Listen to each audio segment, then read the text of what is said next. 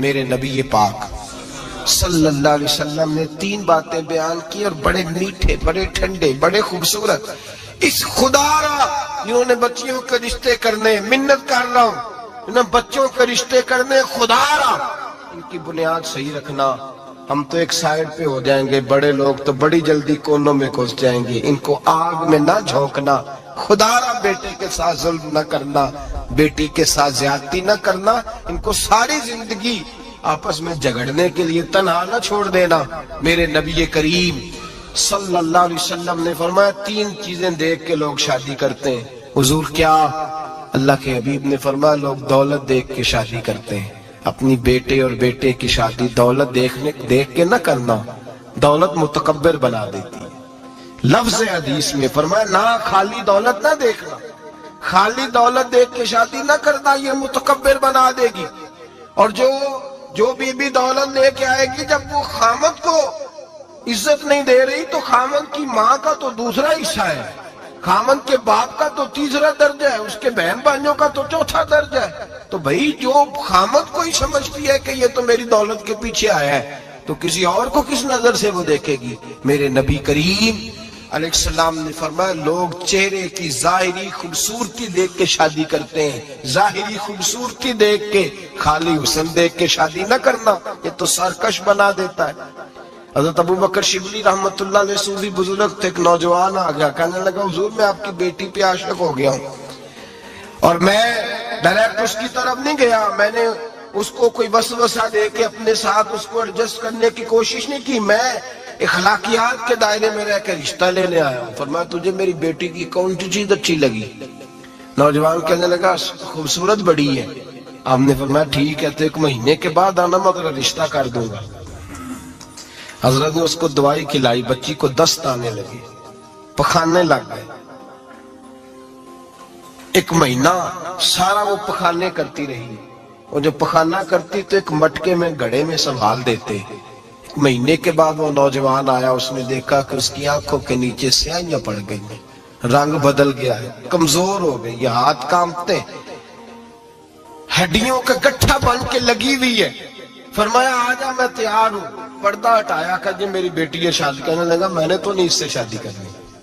کہ تو کہتا تھا عشق ہو گیا ہے، پیار ہو گیا. تو اس نے کہا صاحب میں تو اس کی خوبصورتی سے پیار کرتا تھا. تو آپ نے فرمایا اگر شادی کے بعد میری بیٹی بیمار ہو جاتی، اگر نکاح کے بعد اس کے حالات بگڑ جاتے تو کیا کرتا؟ آپ نے فرمایا ادھر آ میں تجھے بتاؤں تجھے پیار کس چیز کے ساتھ تھا. اس کا بازو پکڑا اور گند والے مٹکے پہ لے گئے. فرمایا تو اس گند سے پیار کرتا، یہ ہے تیری محبت. میرے نبی پاک صلی اللہ علیہ وسلم نے گھر ٹوٹنے سے بچانے کا نسخہ پہلے یہ بتایا. فرمایا خالی دولت دیکھ کے شادی نہ کرنا، دولت متکبر بنا دے گی. اور خالی حسن دیکھ کے شادی نہ کرنا، حسن آدمی کو سرکش بنا دیتا ہے. حضور کیا دیکھے؟ فرمایا دین دیکھ کے شادی کرنا، اللہ تمہارے لیے برکت پیدا فرما دے گا. دین دیکھ کے نکاح کرو، دین دیکھ کے نکاح کرو. محبوبہ یہ دین والا لفظ کس کے لیے ہے؟ فرمایا ادھر آؤ، کائنات میں اگر اللہ نے سب سے شان والی بیٹی دی ہے تو مجھے دی ہے، اور میں اس علی کو دے رہا ہوں جس کا مکان بھی کوئی نہیں، کاروبار بھی کوئی نہیں، جس علی کا بظاہر کوئی بینک بیلنس نہیں، کوئی مربع نہیں، کوئی شے نہیں. حضور علی کے پاس کیا ہے؟ فرمایا میرا علی عشاء کے بعد قرآن شروع کرتا ہے تو فجر سے پہلے ختم کر دیتا ہے. میرا علی صبح کی نماز کے وقت تلاوت شروع کرتا ہے تو ظہر سے پہلے قرآن مجید پڑھ دیتا ہے. فرمایا رزق کھاتا ہے، تھوڑا کھاتا ہے پر حلال کا کھاتا ہے. فرمایا پاکیزہ روٹی کھاتا ہے، اور جب میدان میں نکلتا ہے تو برادری کے لیے نہیں نکلتا.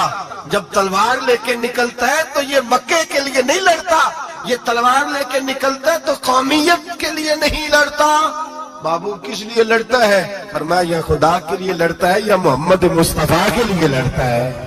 اس کی تلواریں پاکیزہ، نظریات پاکیزہ. دیکھو میں بیٹی کا نکاح کہاں کر رہا ہوں. میرے بھائی تو نے رشتے کی بنیاد ٹھیک نہیں رکھی تو یہ ٹوٹ گیا. لیکن آپ کہتے ہیں مصری صاحب آپ نے نیچے جو ہے نا وہ بنیاد، اس کی بیس جو تھی، نی جو تھی وہ صحیح نہیں تھی تو دیوار گر گئی. جب بنیاد ہی حسن تھا تو مان پڑ گیا، ختم ہو گیا معاملہ. جب بنیادی دولت تھی تو کب تک لالچ پورا ہوگا؟ کب تک آپ دیں گے؟ دین اللہ کرے ایسے لوگ بھی ملے جو کہیں پہلے پوچھ لینا بچہ نمازی ہے کہ نہیں. اللہ کرے کہ رشتے ڈھونڈتے وقت یہ کوئی پوچھنے لگ جائے. اللہ کرے کہ کوئی پوچھنے لگ جائے کہ بچی پردہ دار ہے کہ نہیں. اللہ کرے کوئی پوچھنے لگ ہی جائے کہ بچہ قرآن شریف کے ساتھ دلچسپی رکھتا ہے کہ نہیں. اسے حضور کی نعتیں اچھی لگتی ہیں کہ نہیں. وہ نبی پاک کے نام کا نعرہ لگانا جانتا ہے کہ نہیں. کبھی اس کی آنکھوں میں مصطفیٰ کے لیے کوئی آنسو آیا ہے کہ نہیں. کبھی وہ تڑپا ہے کہ نہیں. کبھی وہ رویا ہے کہ نہیں. کبھی اسے محبوب پاک علیہ السلام کی غلامی پہ ناز ہوا ہے کہ نہیں. کبھی ایسا ہوا ہے کہ وہ سر پہ پگڑی باندھ کے چہرے پہ داڑھی سجا کے سفید رنگ کا جوڑا پہن کے شیشے کے آگے کھڑے ہو کے کہتا ہوں آج میں بڑا حسین لگ رہا ہوں اس لیے کہ میں اپنے محمد عربی کے لباس پہ لپٹا ہوا ہوں. اپنے رسول کا میں نے انداز اپنایا ہے. اللہ کرے ایسے بھی ہونے لگے. یہاں تک ہوتا ہے اماں کہتی ہے بیٹے پیر صاحب سے کہنا تھوڑا موقع دے تیری شادی کر لیں اس کے بعد ٹھیک ہے پھر داڑھی شاڑی. تو میں کہا کرتا ہوں بیوی لانی کاہے کو ہے جسے داڑھی پسند نہیں. لانی کاہے کو ہے جس کو داڑھی پسند نہیں. قرآن مجید فرقان حمید نے میاں بیوی کا جو رشتہ بیان کیا ہے نا اس رشتے کو آپ سمجھیں جو قرآن پاک نے میاں بیوی کا رشتہ بیان کیا. کہن لباس لکم وانتم لباس لہن. فرمایا بیویاں تمہارا لباس ہے اور تم ان کا لباس ہو. وہ تمہارا لباس ہے اور تم.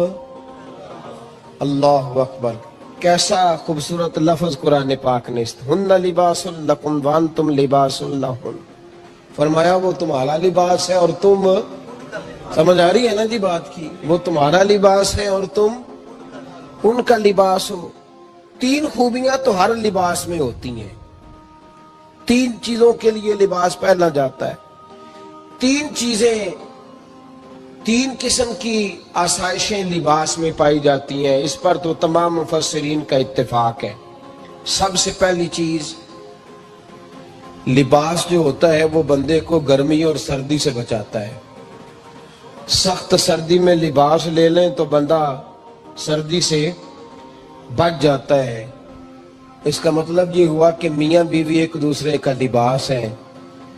اگر بیوی کی طرف کوئی تکلیف آتی ہے تو میاں اس کو بچاتا ہے اور اگر میاں کی طرف کوئی تکلیف آتی ہے تو عورت اس کو بچاتی ہے.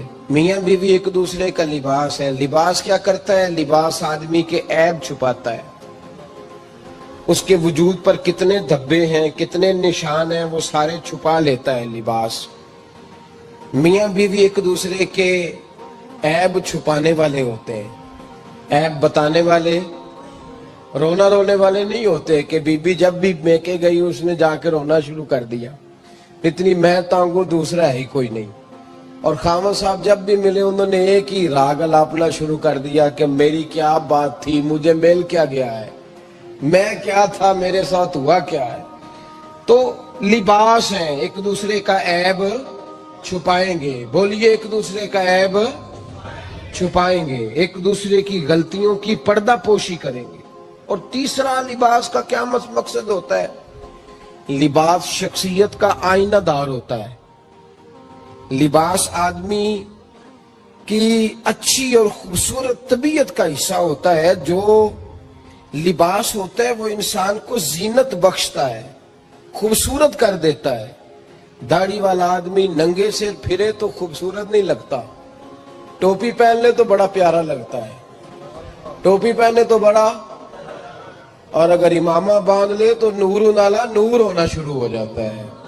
اللہ کرے آپ خوش ہو جائیں آمین تو کہہ دیں. اور اللہ کرے فجر کی نماز آپ امامہ باندھ کے پڑھ لیں آمین تو کہیں. چلو کونی جنہ دی داڑھی نہیں انہوں نے رکھنی چاہیے. جنہ دی نہیں انہوں نے موضوع نہیں تھا پر ہماری بھی مجبوری ہے. داڑھی آئی جاتی ہے ہر موضوع میں شامل ہو جاتی رکھنی چاہیے. سب یاد رکھیں لباس آدمی کو زینت دیتا ہے. قرآن مجید کے لفظوں پہ غور کرو.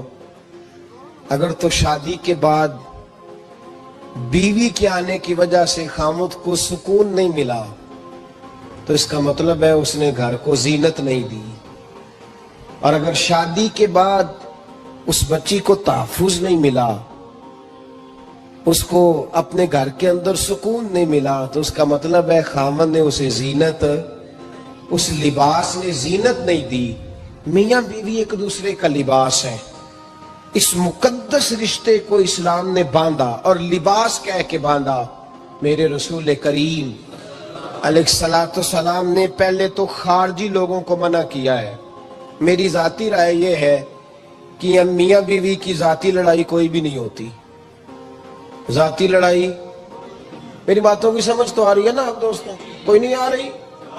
اللہ جزا دے آپ۔ میاں بیوی کی ذاتی لڑائی کوئی نہیں ہوتی۔ ہوتا پتہ کیا ہے؟ لڑکے سے پوچھیں کہ بتائیں جناب کیا حال ہے، تو کہتے ہیں بیوی میری صحیح ہے، اس کے گھر والے نہیں صحیح۔ سنا ہے آپ نے بھی کبھی یہ لفظ؟ تو اسی طریقے سے اگر لڑکی سے پوچھیں کہ تیرا کیا حال ہے، تو کہتی ہے خامن تو میرا دھیان رکھتا ہے، اس کی اماں نہیں خیال رکھنے دیتی۔